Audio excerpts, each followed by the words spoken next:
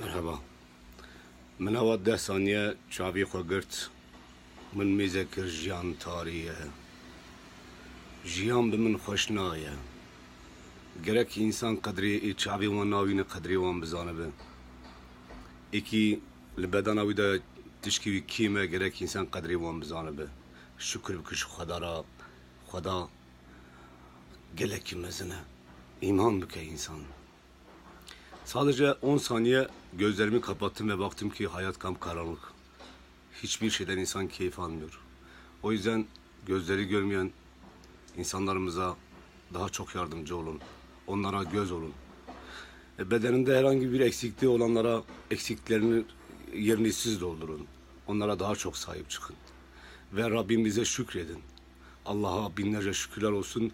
Kocaman dünyayı ayağımızın altına sofra olarak sermiş. Allah'a her zaman şükredin.